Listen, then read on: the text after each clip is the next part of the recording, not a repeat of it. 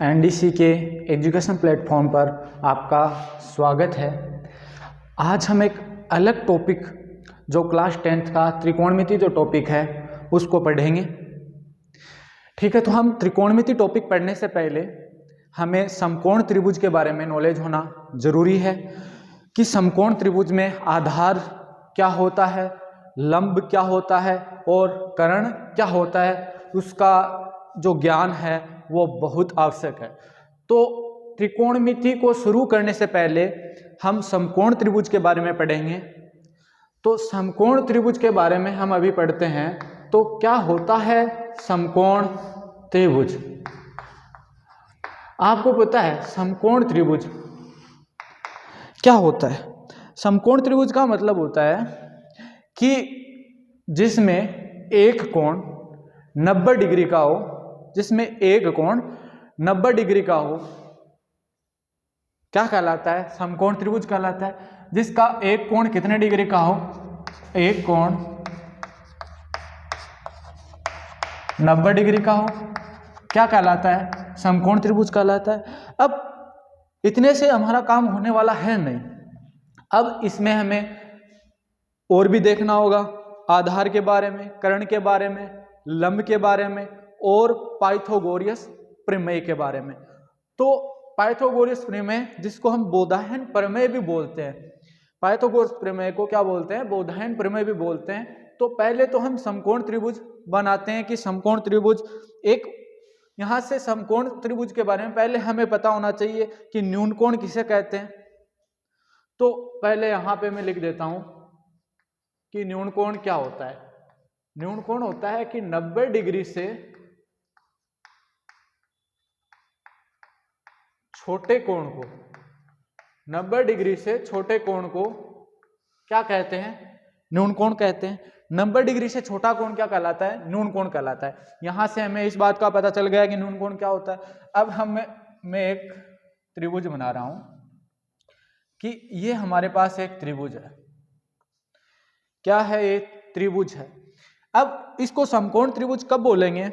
ये देखना, हमारे पास इसमें ये कोण कितने डिग्री का है? 90 डिग्री का है। तो ये कैसा त्रिभुज है? समकोण त्रिभुज है। इसको मैं नाम दे देता हूं ए बी सी। अब आपको पता है कि न्यून कोण होता है 90 डिग्री से छोटा। बाकी ये दोनों कोण कितने कितने के होंगे? मैं ये बोल सकता हूं क्या कि ये दोनों कोण न्यून कोण होंगे। कैसे होंगे दोनों कोण न्यून कोण? क्योंकि 90 डिग्री से छोटा कोण न्यून कोण होता है। अगर ये न्यून कोण, अगर ये 90 डिग्री से बड़े होते तो या तो ये एंगल इधर जा रहा होता और 90 डिग्री का होता तो ऐसे जा रहा होता। तो इसका मतलब ये दोनों कोण हैं वो 90 डिग्री से छोटे ही होंगे, क्योंकि त्रिभुज के तीनों कोणों का योग कितना डिग्री होता है? 180 डिग्री होता है। ये 90 हो गया और ये भी 90 हो गया, ये भी 90 हो गया, तो ये 180 से ज्यादा चला जाएगा। तो इसका मतलब ये 90 हो गया, तो इन दोनों कोणों का जो होगा, ये दोनों जो कोण होंगे वो 90 डिग्री से छोटे ही होंगे, क्योंकि त्रिभुज के तीनों कोणों का योग कितना डिग्री होता है? 180 डिग्री होता है। मैंने ये मान लिया कि ये θ1 है, ये θ2 है। इसको एक बार नाम दे रहा हूं कि ये θ1 है, θ2 है। एक बार इसको रहने देते हैं θ1 और θ2 को। पहले हम इसमें बात कर लेते हैं आधार की, लंब की और कर्ण की। पहले हम बात करते हैं कर्ण की। कर्ण कौन सा होता है? कि कर्ण होता है जो 90 डिग्री का जो कोण है ना, उसके सामने वाली जो भुजा है वो क्या कहलाता है? कर्ण कहलाता है। 90 डिग्री के सामने वाली भुजा क्या कहलाती है? कर्ण कहलाती है। तो 90 डिग्री के सामने वाली भुजा कौन सी हो गई? ये भुजा हो गई। तो ये क्या है हमारे पास? कर्ण है। अब देखना, यहां पे लंब पे हमें थोड़ा सा देखना पड़ेगा कि न्यून कोण कौन सा ले रहे हैं हम, कौन से कोण के सापेक्ष बात कर रहे हैं, तो उसके आधार पर हमें लंब लेना पड़ेगा। अगर हम इस वाले कोण की बात कर रहे हैं, मान लिया ये θ1 है, और तो अगर इस कोण की बात कर रहे हैं तो इस कोण के सामने वाली भुजा क्या होगी? θ1 के लिए ये लंब होगी, और बचा हुआ क्या हो जाएगा? आधार हो जाएगा। बचा हुआ क्या हो जाएगा? आधार हो जाएगा। अब मैं एक इधर डायग्राम और बनाता हूं, एक डायग्राम और बनाता हूं तो देखना। अब मैं ऐसे बोल रहा हूं कि ये सेम ही है, ए बी और सी, ये सेम ही है हमारे पास ए बी और सी। अब देखना कि हमारे पास ये कोण है 90 डिग्री का, तो ये हमारे पास समकोण त्रिभुज हो गया। अब हम इस 90 डिग्री के सामने वाली भुजा क्या हो गई, कर्ण हो गई ना। अब देखना, अब पहले हमने ये कोण लिया था θ1, इसको मान लिया था थीटा, ये θ1 लिया था, तो इस कोण की बात की थी कि इस कोण के सापेक्ष बात की थी, तो इसके सामने वाली भुजा क्या थी, लंब थी। अब हम बोल रहे हैं कि हमें ये कोण नहीं चाहिए, अब हमें इस कोण के सापेक्ष बात करनी है, ये थीटा है। अब हमें इस कोण के सापेक्ष बात करनी है, इसको क्या बोलते हैं, ये थीटा का निशान है, ये किसका निशान है, थीटा का निशान है। तो इस कोण के सापेक्ष बात करनी है, इस कोण के सापेक्ष बात की तो इसके सामने वाली भुजा लंब। अब इस कोण के सापेक्ष बात कर रहे हैं तो इसके सामने वाली भुजा क्या है, लंब, और बचा हुआ क्या हो गया हमारे पास, आधार हो गया। बचा हुआ क्या हो गया, आधार हो गया। देखना कर्ण में तो कोई कंफ्यूजन वाली बात है नहीं, कर्ण है 90 डिग्री के सामने वाली भुजा कर्ण कहलाती है। और लंब में थोड़ा सा क्या देखना है कि जिस कोण के सापेक्ष हम बात कर रहे हैं, जिस कोण के बारे में हमें बोला जा रहा है, तो उसके सामने वाली भुजा क्या हो जाएगी, लंब हो जाएगी, और बचा हुआ क्या हो जाएगा, आधार हो जाएगा हमारे पास। ठीक है, अब यहां से हमारे पास एक आती है पाइथागोरियस प्रमेय। पाइथो वो सभी को पता होनी चाहिए, पाइथागोरियस प्रमेय, या फिर इसको हम क्या बोलते हैं, बोधायन प्रमेय भी बोलते हैं। क्या बोलते हैं इसको, पाइथागोरस प्रमेय को हम बोधायन प्रमेय भी बोलते हैं। अब बोधायन प्रमेय बोलते हैं तो ये होती क्या है पाइथागोरस प्रमेय, सबने पढ़ा है पाइथागोरस प्रमेय कि पाइथागोरस प्रमेय बराबर क्या होता है, कर्ण का स्क्वायर बराबर आधार का स्क्वायर प्लस लंब का स्क्वायर। ये हमारे पास पाइथागोरस प्रमेय होती है, कर्ण का स्क्वायर बराबर आधार का स्क्वायर प्लस लंब का स्क्वायर। अब देखना, अगर इसमें से लिखना चाहें, अगर हम फर्स्ट डायग्राम की बात करें और ये दूसरे डायग्राम की बात करें, तो फर्स्ट डायग्राम में हमारे पास पाइथागोरस प्रमेय को इसको रिप्रेजेंट करना चाहें हम तो कैसे करेंगे, कर्ण हमारे पास है AC, तो AC का स्क्वायर बराबर आधार हमारे पास ये है, तो आधार AB का स्क्वायर बराबर, और लंब हमारे पास है BC, तो प्लस BC का स्क्वायर। अब देखना इसमें बात करें तो इसमें हमारे पास डिफरेंस कहाँ आ रहा है, लंब और आधार में ही आ रहा है, तो वो बात एक ही रहेगी यहाँ पे कि हम लिख देंगे AC स्क्वायर बराबर आधार की जगह ये BC का स्क्वायर प्लस लंब की जगह AB का स्क्वायर। अब हमने समकोण त्रिभुज के बारे में बात कर ली, एक बार और देख लीजिए, 90 डिग्री के सामने वाली भुजा कर्ण कहलाती है। जिस कोण के सापेक्ष हम बात कर रहे हैं, तो अगर लंब देखना चाह रहे हैं तो जिस कोण की बात कर रहे हैं तो उस कोण के सामने वाली भुजा लंब कहलाती है और बचा हुआ आधार। ठीक है, अब देखना समकोण त्रिभुज के बारे में हमें पता चल गया, समकोण के बारे में पता चल गया, तो हम त्रिकोणमिति की बात करते हैं।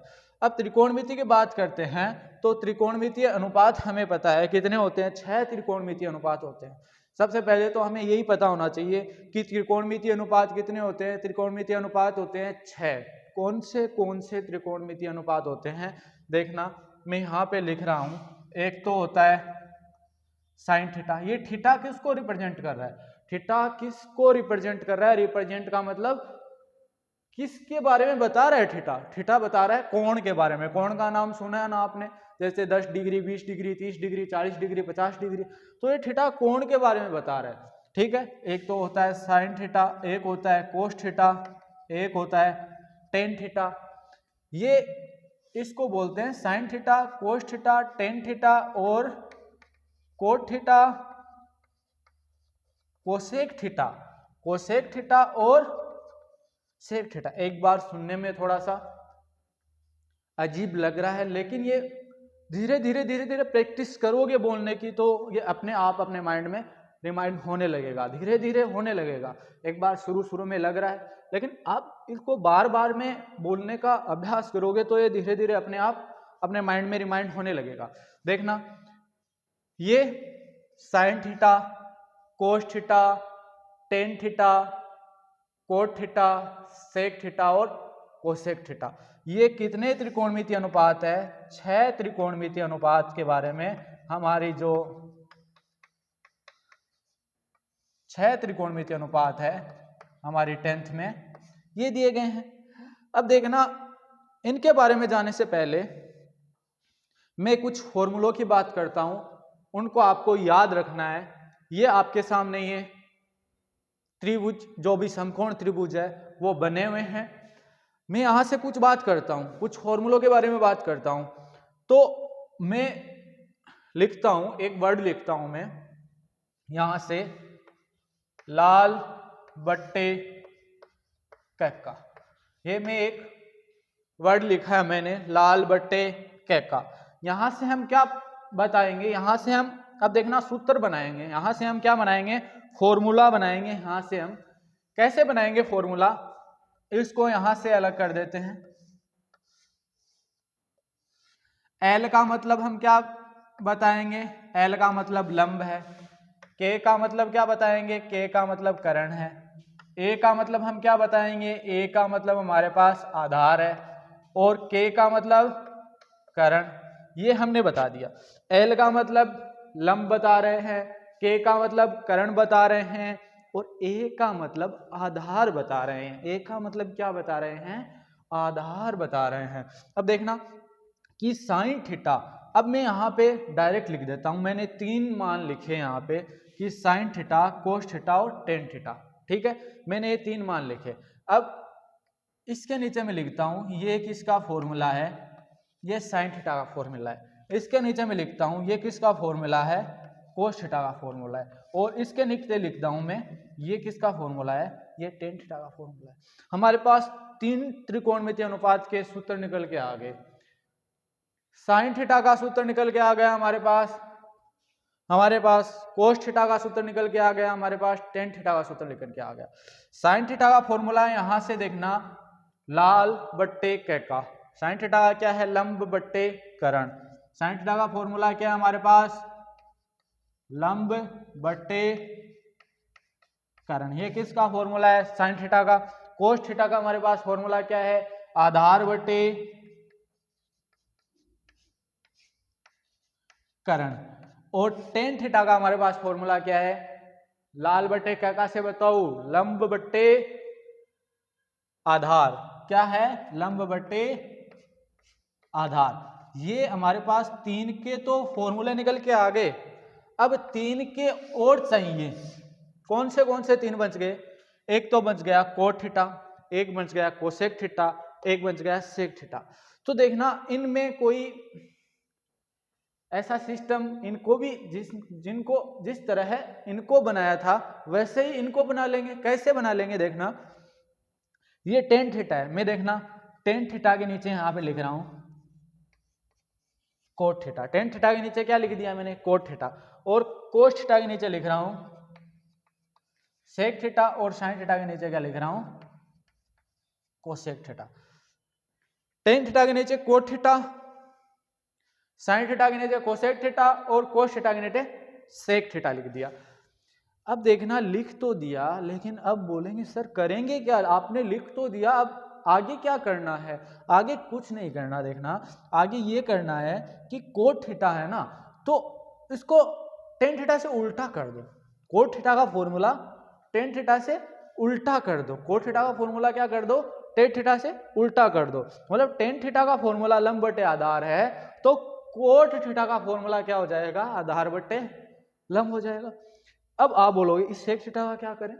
अरे करना कुछ नहीं है, सेक थीटा का करना कुछ नहीं है। देखना, कोस थीटा का फॉर्मूला आधार बट्टे कर्ण है, तो सेक थीटा का इसका उल्टा कर दो, कर्ण बट्टे आधार कर दो। अब कोसेक थीटा का क्या कर दो, साइन थीटा का उल्टा कर दो, कर्ण बटे लंब कर दो। अब उल्टा करने का मतलब क्या होता है, उल्टा करने का मतलब ये नहीं होता, उल्टा करने का मतलब क्या होता है, क्या हम इसे ऐसे भी लिख सकते हैं क्या कि कोट थीटा, ऐसे भी मैं इधर लिख रहा हूं देखना कि कोट थीटा बराबर क्या, ऐसे भी लिख सकते हैं क्या, 1/tan थीटा। उल्टा करने का मतलब 1/tan थीटा। अब आपने बोला सर ये कैसे लिखा आपने, ये कैसे लिखा आपने, तो मैं बता रहा हूं देखना कि हमें पता है कि tan थीटा का फॉर्मूला हमारे पास लंब बटे आधार है। tan थीटा का फॉर्मूला हमारे पास लंब बटे आधार है। अरे है ना, tan थीटा का फॉर्मूला यहां से शायद आपको दिखाई नहीं दे रहा होगा, मैं थोड़ा इधर लिखता हूं कि tan थीटा का फॉर्मूला लंब बटे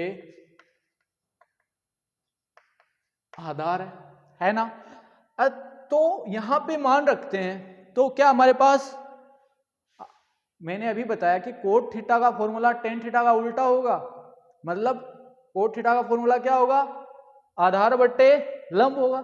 तो क्या यहां से हम मान रखेंगे तो आधार बटे लंब निकल के आएगा क्या, देखते हैं। देखना कोट थीटा बराबर 1/, क्या मैं इसको लिख दूं, लंब बट्टे आधार, लिख दिया ना। अब देखना लंब बट्टे मैंने आधार लिख तो दिया, अब ये आधार है वो ऊपर चला जाएगा, ऊपर जाएगा तो क्या हो जाएगा, ये आधार बट, शायद यहां से भी नहीं दिख रहा, आधार बट्टे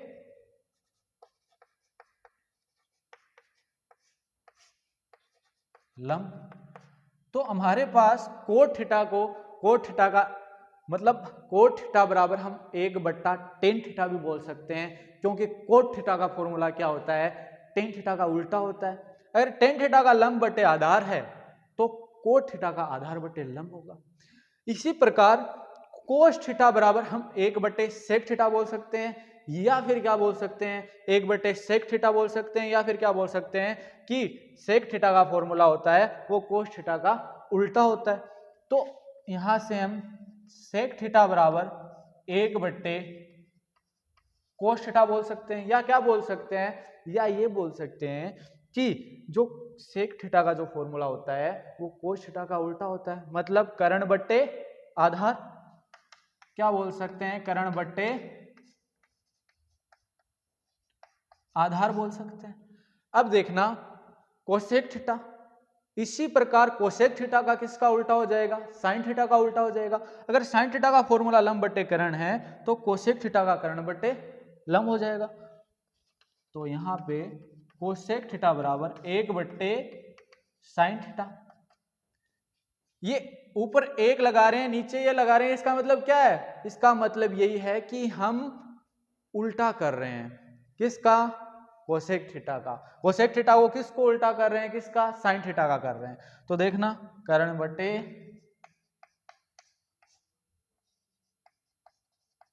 लंब।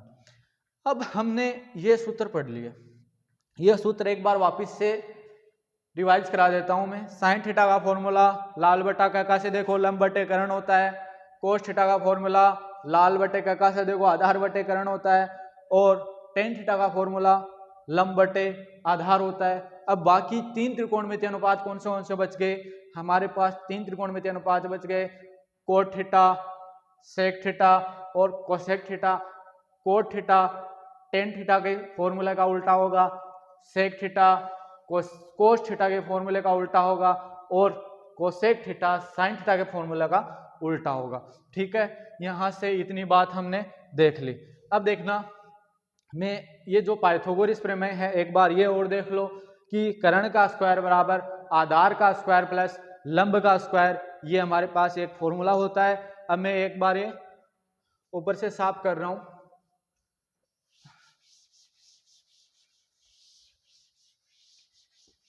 अब देखना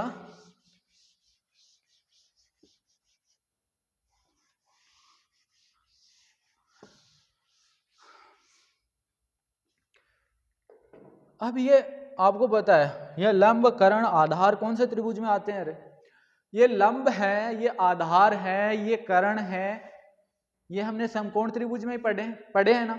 तो देखना एक क्वेश्चन एग्जाम्पल के लिए मैं आपको बता रहा हूं।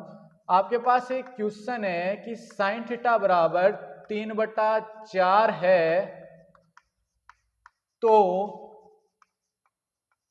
अन्य सभी त्रिकोणमितीय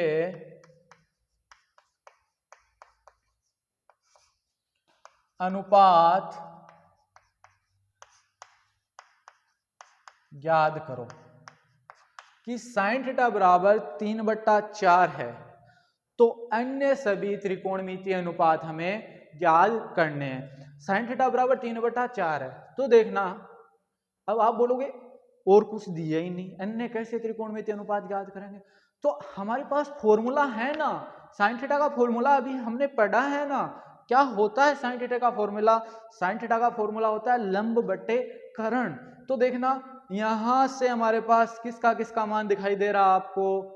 साइन थीटा का फॉर्मूला क्या होता है? लंब बटे कर्ण।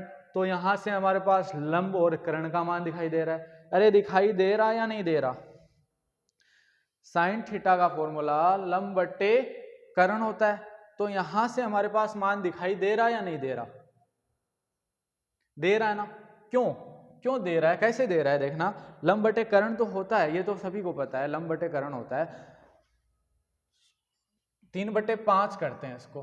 कितना करते हैं? 3/5 करते हैं। अब देखना साइन थीटा का फॉर्मूला हमारे पास लंब बटे कर्ण होता है। अब यहां से अगर हम तुलना करें, यहां से हम तुलना करें तो तुलना करेंगे तो क्या लंब 3 है क्या हमारे पास? कर्ण 5 है क्या हमारे पास? है ना।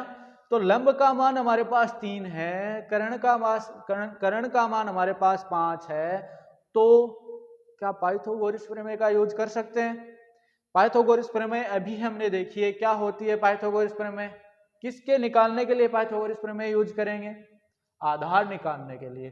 देखना तो पाइथागोरस प्रमेय यूज करते हैं। देखना पाइथागोरस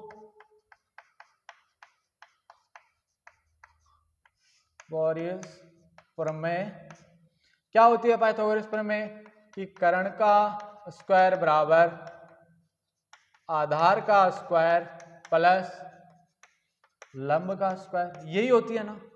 अब देखना कर्ण भी हमारे पास है, लंब भी हमारे पास है तो क्या नहीं हमारे? देखना कर्ण का जो स्क्वायर है बराबर आधार का स्क्वायर प्लस लंब का स्क्वायर होता है। अब देखना कर्ण हमारे पास 5 है, लंब हमारे पास 3 है तो नहीं, आधार हमारे पास नहीं है। तो इसके अंदर मान रखते हैं कर्ण का और लंब का, तो हमारे पास क्या निकल के आ जाएगा? आधार निकल के आ जाएगा। देखना कर्ण कितना है? 5, तो ये 5 का स्क्वायर बराबर ये आधार ऐसा कैसा आधार का स्क्वायर प्लस लंब हमारे पास 3, तो 3 का स्क्वायर। अब पक्षांतरण करेंगे। क्या करेंगे? पक्षांतरण करने पर पता है बराबर के निशान के इधर अगर प्लस का निशान है तो दूसरी साइड लेके जाते हैं तो माइनस का हो जाता है, माइनस का है तो प्लस का हो जाता है, गुणा का है तो भाग का हो जाता है और भाग का है तो गुणा का हो जाता है। अब देखना 5 का स्क्वायर कितना होता है? 25 बराबर आधार इसको ऐसे लिख सकते हैं। अब आधार का स्क्वायर बराबर 25 माइनस 9। कैसे हुआ? 25 ये इधर प्लस का था, इधर आके किसका हो गया? माइनस का। अब 25 में से 9 घटाएंगे, 25 में से 9 घटाएंगे 16। कितने? 16। अब देखना जब ये स्क्वायर हटता है, जब ये स्क्वायर हटता है तो यहां पे क्या लग जाएगा? वर्गमूल लग जाएगा। क्या लग जाएगा? वर्गमूल लग जाएगा। तो इसको आप लिख सकते हैं आधार बराबर ये वर्गमूल लग गया। किसी भी संख्या के ऊपर स्क्वायर होता है और जब स्क्वायर हटता है तो उसके बाद में वर्गमूल लग जाता है संख्या पर। क्या लग जाता है? वर्गमूल लग जाता है। देखना वर्गमूल लग गया तो ये 16 है वो किसका वर्ग होता है? 2 का वर्ग 4 होता है, 3 का 9 होता है, 4 का वर्ग 16 किसका वर्ग होता है? 4 का। तो आधार कितना आ गया? 4 आ गया। अब अन्य त्रिकोणमितीय अनुपात यहां से निकाल सकते हैं। कैसे? ठीक है, अब इससे आगे अगली क्लास में देखेंगे। एनडीसी जो एजुकेशन जो प्लेटफॉर्म है, इसको जल्दी से जल्दी, ज्यादा से ज्यादा करके सब्सक्राइब कीजिए और शेयर कीजिए।